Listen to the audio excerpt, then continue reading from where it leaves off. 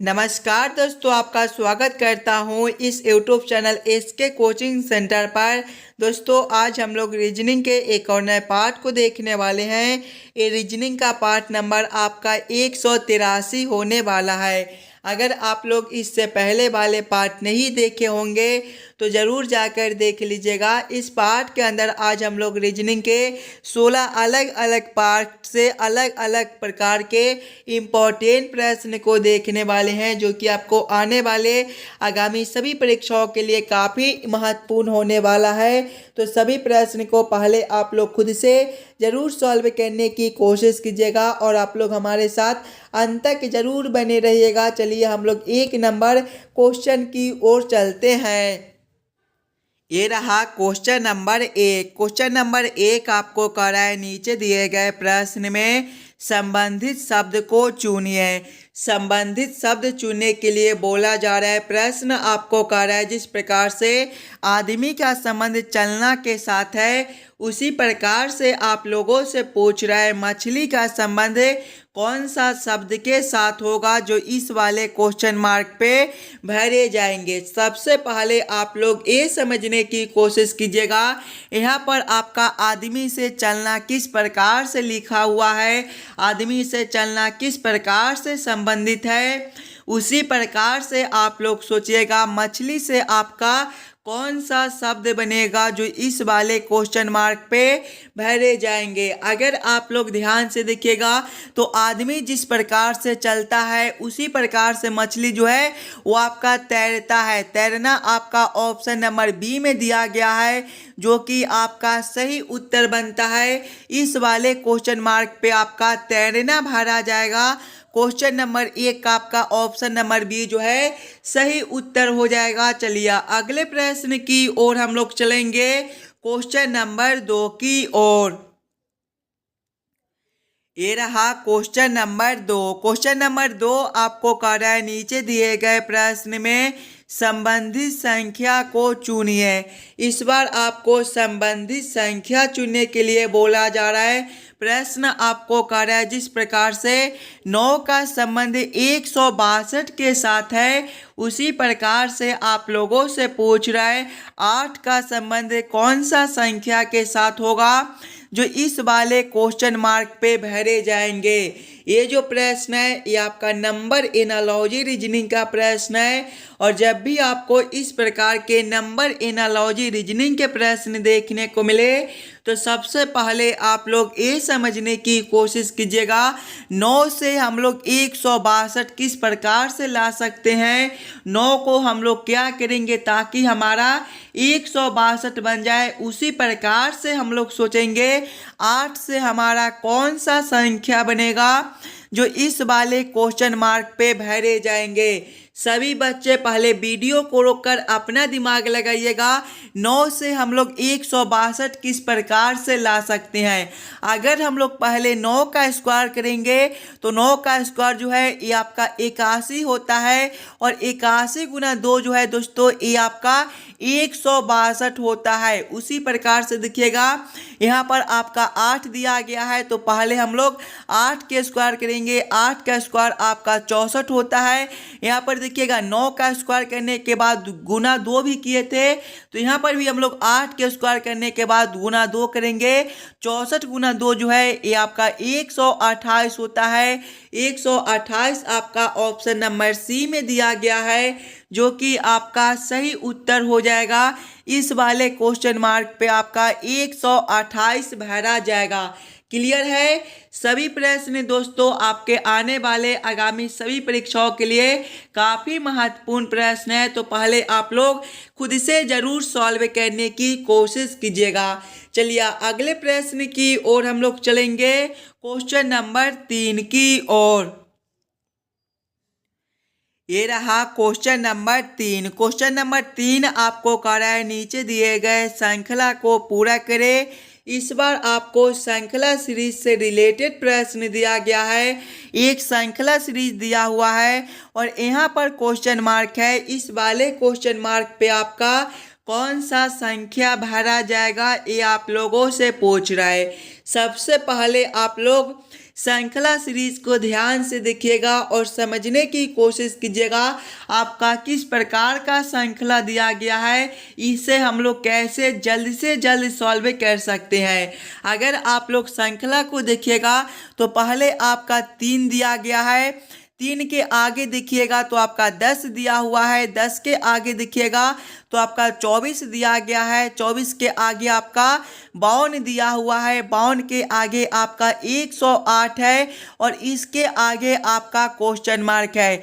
अगर आप लोग इस वाले श्रृंखला सीरीज को ध्यान से देखिएगा तो देखिए 3 के बाद आपका 10 है, 10 जो है ये आपके 3 के 2 गुने के करीब में है। उसी प्रकार से 10 से आपका 24 है, ये भी आपका 10 के 2 गुने के करीब में है। 24 से आपका 52 है, ये भी आपका 24 के 2 गुने के करीब में है। यानी कि ऐसे प्रश्न को हम लोग इस प्रकार से सोच सकते हैं, ये आपका 3 से 10 है, यानी कि यहाँ पर आपका गुना 2 + 4 बनता है।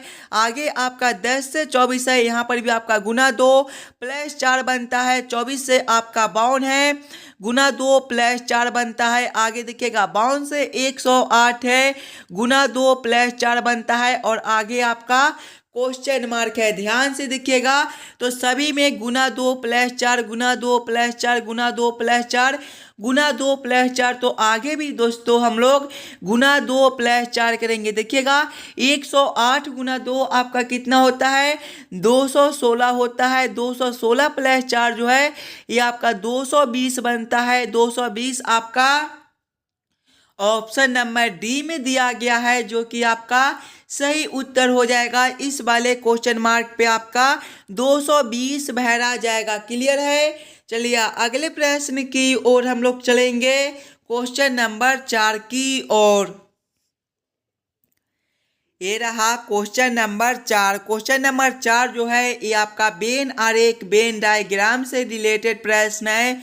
लाल कार और बाइक का किस प्रकार से वेन आरेख, वेन डायग्राम बनेगा, ये आप लोगों से पूछ रहा है। जब भी आपको वेन आरेख, वेन डायग्राम से रिलेटेड प्रश्न देखने को मिले तो सबसे पहले आप लोग ये समझने की कोशिश कीजिएगा ये सभी शब्दों में कौन शब्द किसके साथ संबंधित है, किसके अंदर हम लोग किसको रख सकते हैं। अगर आप लोग ध्यान से देखिएगा तो सबसे पहले आपका लाल है, उसके बाद कार और बाइक है। कुछ कार जो है वो आपके लाल रंग के भी हो सकते हैं और कुछ बाइक भी जो है ये आपके लाल रंग के हो सकते हैं। यानी कि सबसे पहले हम लोग लाल के लिए एक गोला बना लेंगे और कुछ कार जो है वो आपके लाल रंग के हो सकते हैं। सभी कार आपके लाल रंग के ही नहीं होते हैं, यानी कि इसको हम लोग इस प्रकार से रखेंगे। उसी प्रकार से बाइक है, कुछ बाइक भी आपके जो है वो लाल रंग के हो सकते हैं, सभी बाइक आपके लाल रंग के नहीं होते हैं। यानी कि इसको भी हम लोग इस प्रकार से रखेंगे। इस प्रकार का वेन आरेख, वेन डायग्राम आपका ऑप्शन नंबर डी में दिया गया है, जो कि आपका सही उत्तर बनता है। चलिए अगले प्रश्न की ओर हम लोग चलेंगे, क्वेश्चन नंबर 5 की ओर। ये रहा क्वेश्चन नंबर 5। क्वेश्चन नंबर 5 आपको कह रहा है नीचे दिए गए प्रश्न आकृति का दर्पण छवि चुनिए। यहाँ पर आपका एक प्रश्न आकृति दिया हुआ है। कुछ इस प्रकार का आपका प्रश्न आकृति है और प्रश्न आप लोगों से पूछ रहा है इस वाले प्रश्न आकृति का किस प्रकार से दर्पण प्रतिबिंब बनेगा। दोस्तों अगर आप लोग ध्यान से देखिएगा तो दर्पण जो है ये आपके कुछ इस प्रकार से दिए गए हैं। जब भी आपको इस प्रकार के दर्पण देखने को मिले तो प्रश्न आकृति जो है वो आपके बाएं वाले उलटकर दाएं में चले जाते हैं और दाएं वाले आकृति उलटकर आपके बाएं में चले आते हैं। यानी कि जब हम लोग इस वाले प्रश्न आकृति को इस प्रकार से उलटेंगे तो आपका किस प्रकार का आकृति बनेगा। सबसे पहले आप जो आपका जो इस प्रकार का आकृति दिया गया है ये आपका उलटने के बाद कुछ इस प्रकार से आपको दिखाई देगा और ये जो आपका नीचे की ओर कुछ इस प्रकार से दिया गया है ये जो है आप देखिएगा तो कुछ इस प्रकार से आपका हो जाएगा नीचे की ओर। इस प्रकार का उत्तर आकृति आपका कौन सा ऑप्शन में दिया गया है। इस प्रकार का उत्तर आकृति देखिएगा तो आपका ऑप्शन नंबर डी में दिया गया है, जो कि आपका सही उत्तर बनता है। इस वाले प्रश्न आकृति का दर्पण छवि जो है वो आपका ऑप्शन नंबर डी में दिया गया है। क्लियर है। चलिए अगले प्रश्न की ओर हम लोग चलेंगे, क्वेश्चन नंबर 6 की ओर। ये रहा क्वेश्चन नंबर 6। क्वेश्चन नंबर 6 आपको कह रहा है राम उत्तर की ओर 12 किलोमीटर चलता है, फिर पश्चिम की ओर 10 किलोमीटर चलता है और 12 किलोमीटर दक्षिण की ओर चलता है। वह उस बिंदु से कितना दूर है जहां से उसने चलना आरंभ किया था। ये भी प्रश्न आपके आने वाले आगामी सभी परीक्षाओं के लिए काफ़ी महत्वपूर्ण प्रश्न है। और दोस्तों जब भी आपको इस प्रकार के रीजनिंग के प्रश्न देखने को मिले तो सबसे पहले आप लोग ये याद कर लीजिएगा, दिशा में जो है वो आपके पूरब ए वाला दिशा होता है, पश्चिम आपका ए वाला दिशा होता है, उत्तर आपका ऊपर की ओर होता है और दक्षिण जो है वो आपका नीचे की ओर होता है। अब आप लोग प्रश्न को ध्यान से पढ़िएगा और समझने की कोशिश कीजिएगा। देखिए प्रश्न पहले आपको कह रहा है राम उत्तर की ओर 12 किलोमीटर चलता है। उत्तर दिशा आपका कौन सा साइड है, उत्तर जो है वो आपका ऊपर की ओर है, यानी कि राम जो है पहले ऊपर की ओर 12 किलोमीटर चलता है। आगे प्रश्न को पढ़िएगा, फिर पश्चिम की ओर 10 किलोमीटर चलता है। पश्चिम आपका ए वाला दिशा है, यानी कि राम इस वाले दिशा में कितना चलता है, 10 किलोमीटर चलता है। आगे प्रश्न को पढ़िएगा, 12 किलोमीटर दक्षिण की ओर चलता है, यानी कि वह 9 किलोमीटर जो है 10 किलोमीटर जो है पश्चिम की ओर चलने के बाद 12 किलोमीटर दक्षिण की ओर चलता है। दक्षिण आपका नीचे की ओर है, यानी कि नीचे की ओर जो है राम 12 किलोमीटर चलता है। आगे प्रश्न को पढ़िएगा, वह उस बिंदु से कितना दूर है जहां से उसने चलना आरंभ किया था। देखिए यहाँ से वह चलना शुरू किया था और यहाँ तक चलकर आया है, यहाँ से लेकर यहाँ तक का दूरी आप लोगों से पूछ रहे हैं। देखिए ऊपर आपका 10 किलोमीटर है तो नीचे भी आपका 10 किलोमीटर ही बनेगा। 10 किलोमीटर आपका ऑप्शन नंबर डी में दिया गया है, जो कि आपका सही उत्तर बनता है। चलिए अगले प्रश्न की ओर हम लोग चलेंगे, क्वेश्चन नंबर 7 की ओर। ये रहा क्वेश्चन नंबर 7। क्वेश्चन नंबर 7 जो है ये आपका कथन निष्कर्ष से रिलेटेड प्रश्न है और इस प्रकार के भी प्रश्न आपको बार बार सभी एग्जाम में पूछे जाते हैं। तो पहले आप लोग वीडियो को रोककर खुद से ज़रूर सॉल्व करने की कोशिश कीजिएगा। इस वाले पार्ट में आपको जितने भी प्रश्न कराए जाएंगे दोस्तों, वो सारे प्रश्न आपको आने वाले आगामी सभी परीक्षाओं के लिए काफ़ी महत्वपूर्ण प्रश्न है। जब भी आपको इस प्रकार के कथन निष्कर्ष से रिलेटेड प्रश्न देखने को मिले तो सबसे पहले आप लोग कथन को ध्यान से पढ़िएगा और उस कथन को आप लोग वेन आरेख वेन डायग्राम पर सेट कर लीजिएगा, ताकि प्रश्न को सॉल्व करने में आपको आसानी हो। देखिए कथन एक आपको कह रहा है सभी आमों का रंग सुनहरी है। इसका वेन आरेख वेन डायग्राम आपका किस प्रकार से बनेगा, सभी आमों का रंग क्या है, सुनहरी है, यानी कि सुनहरी के अंदर आपका क्या हो जाएगा, आम हो जाएगा। ये आपका क्या हो जाएगा, ये जो है ये आपका आम हो जाएगा और सभी आमों का रंग क्या है, सुनहरी है, यानी कि ये आपका क्या हो जाएगा, ये जो है ये आपका सुनहरी हो जाएगा। यहाँ पर आप लोग सुनहरी भी लिख लीजिएगा ताकि आपको समझने में कोई दिक्कत ना हो। आगे कथन को पढ़िएगा, कथन 2 आपको कह रहा है सुनहरे रंग की कोई भी वस्तु सस्ती नहीं है, यानी कि सस्ती जो है ये दोनों से आपका अलग है। तो यहाँ पर आपका एक क्या हो जाएगा, ये जो है ये आपका सस्ती हो जाएगा। अब आप लोग इस वाले वेन आरेख वेन डायग्राम के आधार पर निष्कर्ष को सही या फिर गलत कीजिएगा। देखिए निष्कर्ष एक आपको कह रहा है सभी आम सस्ते हैं। ध्यान से देखिएगा, सस्ता आपका ए वाला है और आम आपका ए है, ये दोनों आपका अलग अलग है, यानी कि ये जो निष्कर्ष है ये आपका गलत बनता है। सभी आम सस्ते हैं, ये निष्कर्ष आपका गलत हो जाएगा। सभी आम सस्ते आपके नहीं हो सकते हैं। निष्कर्ष 2 को देखिएगा, निष्कर्ष 2 आपको कह रहा है सुनहरे रंग के आम सस्ते नहीं है। ध्यान से देखिएगा, सुनहरी रंग आपका ए है, आम आपका ए है और सस्ती आपका ए है, यानी कि ये जो निष्कर्ष है ये आपका सही बनता है। सुनहरे रंग के आम सस्ते नहीं है, ये निष्कर्ष आपका सही निकलता है। केवल निष्कर्ष 2 आपका सही बनता है। कौन सा ऑप्शन में केवल निष्कर्ष 2 को सही किया गया है? ऑप्शन नंबर बी में देखिएगा तो केवल निष्कर्ष 2 सही है, यानी कि क्वेश्चन नंबर 7 का आपका ऑप्शन नंबर बी जो है सही उत्तर हो जाएगा। चलिए अगले प्रश्न की ओर हम लोग चलेंगे, क्वेश्चन नंबर 8 की ओर। ये रहा क्वेश्चन नंबर 8। क्वेश्चन नंबर 8 आपको कह रहा है एक विशिष्ट कोड भाषा में बुक को 86 तथा रेड को 56 लिखा जाता है।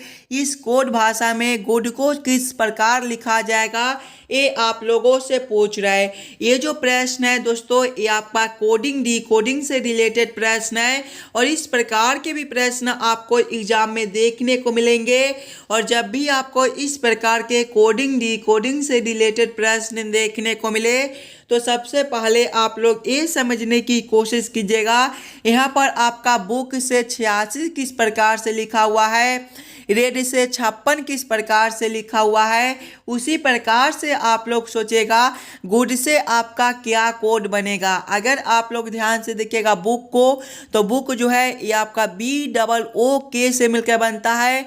BOOK से हम लोग 86 किस प्रकार से ला सकते हैं? अगर हम लोग बुक के सभी अक्षर को ABCD के क्रमानुसार लिखेंगे तो बी जो है ये आपका दूसरे नंबर पर होता है, ओ आपका 15वें पर होता है, फिर से आपका ओ है ये आपका 15वें पर हो जाएगा, उसके बाद आपका के है ये आपका 11वें नंबर पर होता है। अगर हम लोग बुक के सभी अक्षरों के ABCD के क्रमानुसार लिखने के बाद सभी संख्याओं को आपस में जोड़कर देखेंगे तो 2 + 15 आपका 17 और 17 + 15 आपका 32 होता है। 32 + 11 जो है ये आपका 43 होता है, लेकिन यहाँ पर देखिएगा 86 लिखा हुआ है। अगर हम लोग 43 में 2 से गुना करते हैं तो ये आपका 86 बनता है। वही सेम हम लोग रेड के साथ करेंगे। रेड जो है ये आपका READ से मिलकर बनता है। इसके भी सभी अक्षर को पहले हम लोग ABCD के क्रमानुसार लिखेंगे। देखिए आर जो है ये आपका 18वें नंबर पर होता है, ई आपका 5वें पर होता है, ए आपका पहले पर और डी आपका चौथे पर।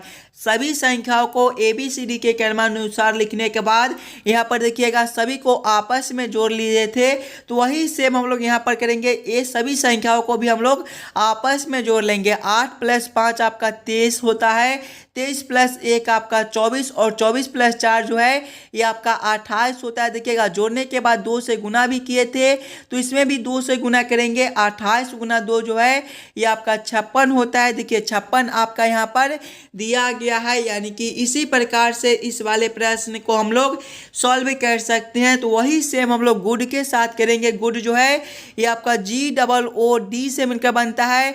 इसके भी सभी अक्षर को पहले हम लोग ABCD के क्रमानुसार लिखेंगे। देखिए जी जो है ये आपके 7वें पर होती हैं, ओ आपका 15वें पर होता है, फिर से आपका ओ है ये भी आपका 15वें पर हो जाएगा, उसके बाद डी है ये आपके चौथे पर होते हैं। सभी को आपस में जोड़कर देखिएगा 7 + 15 जो है ये आपका 22 होता है, 22 + 15 आपका 37 और 37 + 4 जो है ये आपका 41 होता है। देखिएगा जोड़ने के बाद सभी में 2 से गुना कर दिए थे तो यहाँ पर भी 2 से गुना करेंगे। 41 × 2 जो है ये आपका 82 होता है। 82 आपका ऑप्शन नंबर बी में दिया गया है जो कि आपका सही उत्तर बनता है। गुड का जो कोड है वो आपका 82 बनेगा। क्लियर है? चलिए अगले प्रश्न की ओर हम लोग चलेंगे, क्वेश्चन नंबर 9 की ओर।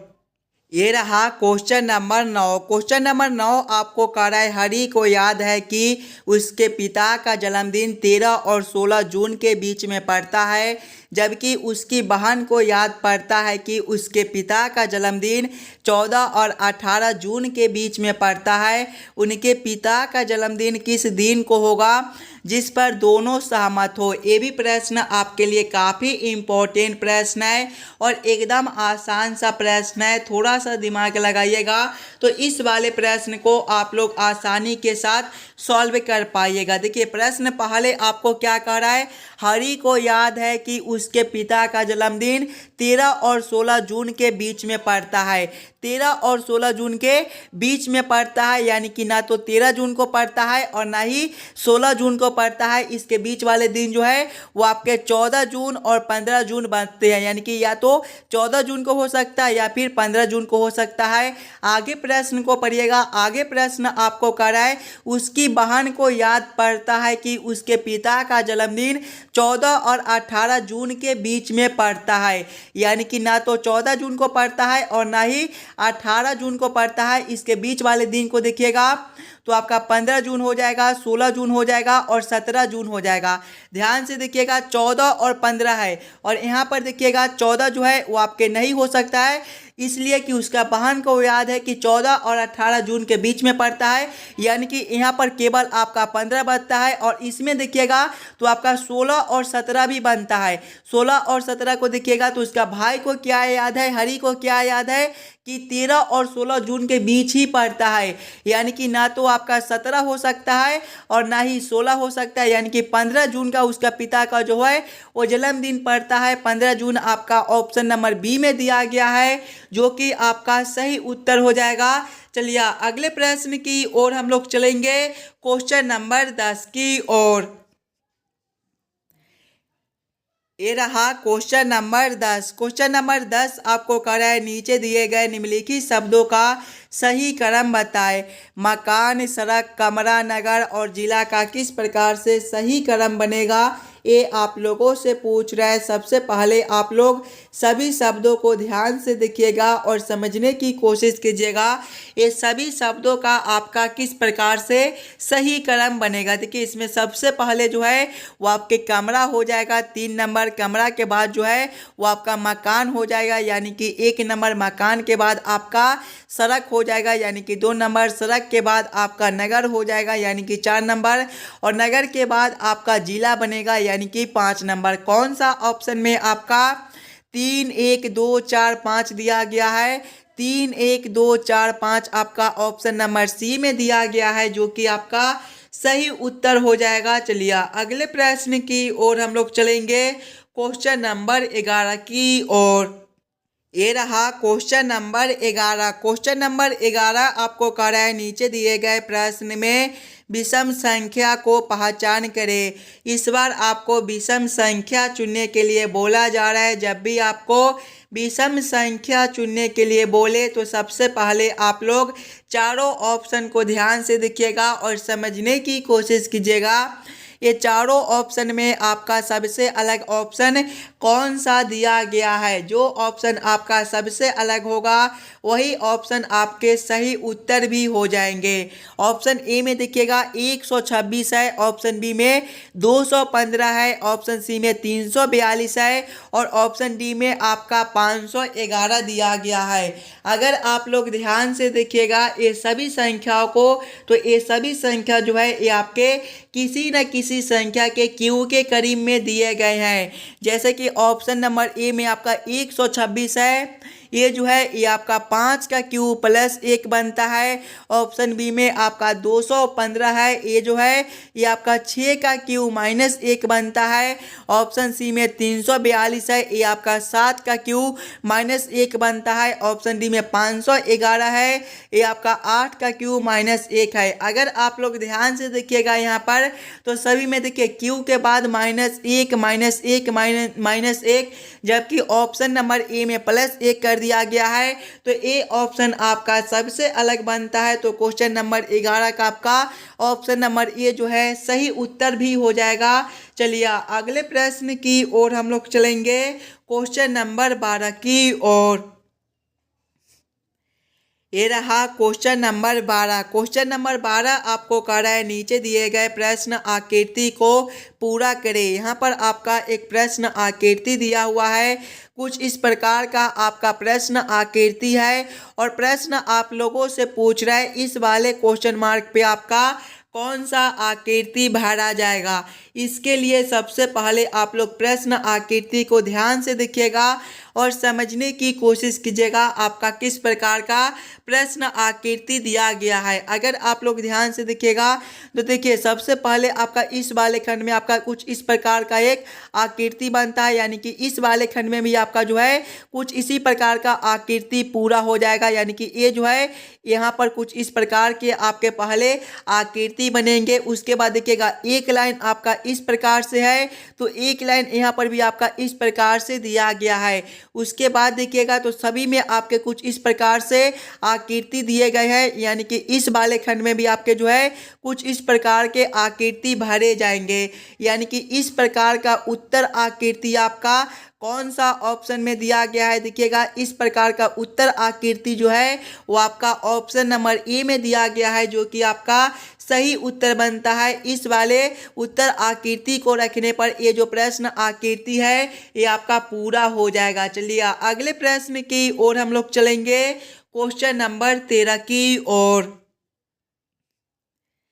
ये रहा क्वेश्चन नंबर 13। क्वेश्चन नंबर 13 आपको कह रहा है नीचे दिए गए प्रश्न में संबंधित अक्षरों को चुनिए। इस बार आपको संबंधित अक्षर चुनने के लिए बोला जा रहा है। प्रश्न आपको कह रहा है जिस प्रकार से ए बी सी का संबंध सी बी ए के साथ है उसी प्रकार से आप लोगों से पूछ रहा है पी क्यू आर का संबंध कौन सा अक्षर के साथ होगा, जो इस वाले क्वेश्चन मार्क पे भरे जाएंगे।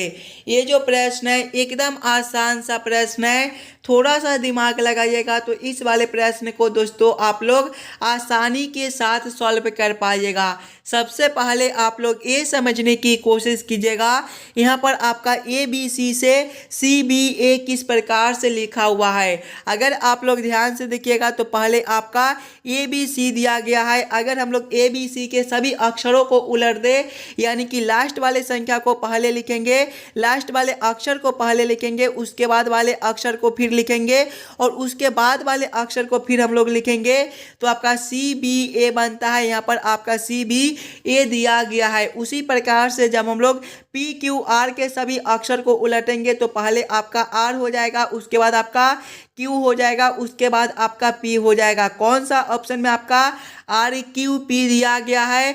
आर क्यू पी आपका ऑप्शन नंबर सी में दिया हुआ है, जो कि आपका सही उत्तर बनता है। इस वाले क्वेश्चन मार्क पे आपका आर क्यू पी भरा जाएगा। क्लियर है?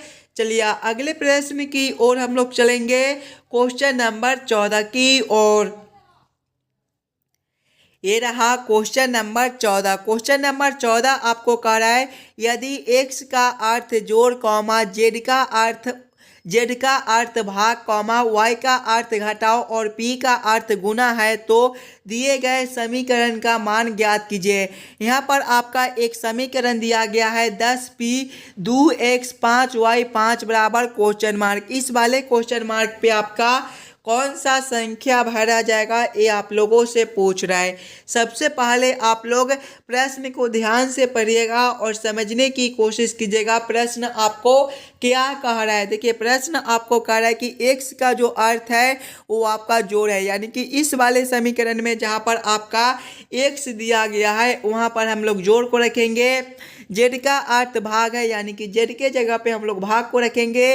वाई का अर्थ घटाव है, वाई के जगह पे हम लोग घटाव को रखेंगे। और पी का अर्थ गुना है, यानी कि पी के जगह पे गुना को रखकर इस वाले समीकरण को हम लोग हल कर लेंगे। सबसे पहले देखिएगा आपका 10p 2 दिया गया है, पी का अर्थ आपका गुना है तो यहाँ पर आपका गुना 2 हो जाएगा। यहाँ पर देखिएगा 10p 2 है तो 10 गुना 2 हो जाएगा।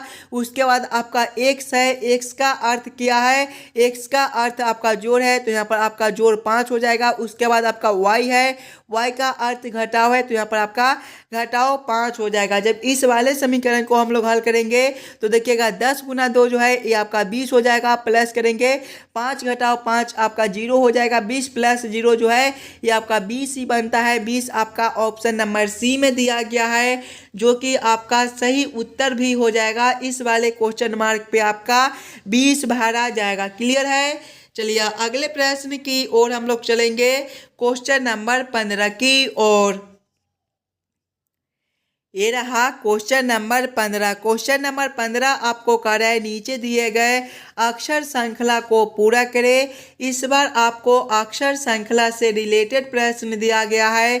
एक अक्षर श्रृंखला दिया हुआ है और यहाँ पर क्वेश्चन मार्क है। इस वाले क्वेश्चन मार्क पे आपका कौन सा अक्षर भरा जाएगा ये आप लोगों से पूछ रहा है। सबसे पहले आप लोग अक्षर श्रृंखला को ध्यान से देखिएगा और समझने की कोशिश कीजिएगा आपका किस प्रकार का अक्षर श्रृंखला दिया गया है। अगर आप लोग अक्षर श्रृंखला को ध्यान से देखिएगा और सिंगल सिंगल अक्षर को देखिएगा तो देखिए डी से आपका एफ है, यहाँ पर देखिएगा तो आपका जो है वो +2 कर दिया गया है। आगे देखिएगा तो एफ से आपका एच है, यहाँ पर भी आपका +2 है। आगे देखिए एच से आपका जे है, +2 है। सभी में देखिएगा पहले वाले अक्षर में +2 +2 +2, तो आगे भी हम लोग पहले वाले अक्षर में +2 करेंगे। जे आपका 10वें पर होता है, 10 + 2 आपका 12 और 12वें पर आपका एल होता है। दूसरे वाले अक्षर से देखिएगा तो के से आपका जे है -1 है, जे से आपका आई है -1 है, आई से आपका एच है -1 है। तो आगे भी हम लोग -1 करेंगे। एच -1 आपका कौन सा अक्षर बनेगा? एच आपका जो है 8वें पर होता है, 8 - 1 आपका 7 और 7वें पर आपका जी होता है। अब आप लोग तीसरे वाले अक्षर से देखिएगा तो देखिए वाई से आपका डब्ल्यू दिया गया है, यहाँ पर देखिएगा तो आपका -2 है। आगे देखिएगा डब्ल्यू से आपका यू है -2 है, यू से आपका एस है -2 है। तो आगे भी हम लोग लास्ट वाले अक्षर में -2 करेंगे। एस आपका 19वें पर होता है, 19 - 2 आपका 17 और 17वें पर आपका क्यू होता है। कौन सा ऑप्शन में आपका LGQ दिया गया है? LGQ आपका ऑप्शन नंबर ए में दिया गया है, जो कि आपका सही उत्तर बनता है। चलिए अगले प्रश्न की ओर हम लोग चलेंगे, क्वेश्चन नंबर 16 की ओर। दोस्तों ये रहा क्वेश्चन नंबर 16 और ये जो प्रश्न है ये आपके होमवर्क के तौर पे छोड़े जाते हैं। सभी बच्चे खुद से सॉल्व कीजिएगा और आप लोग हमें ज़रूर कमेंट करके बताइएगा कि आज के 16 प्रश्न में से आप लोग कितने प्रश्न को खुद से सॉल्व किए हो। अगर आपको किसी भी प्रश्न में कहीं पर भी कोई दिक्कत हो तो हमें ये भी कमेंट करके बता दीजिएगा। और जितने बच्चे इस वाले यूट्यूब चैनल पर नए हो चैनल को सब्सक्राइब और वीडियो को लाइक ज़रूर करके जाइएगा। चलिए हम लोग मिलते हैं आपसे अगले वीडियो में। धन्यवाद।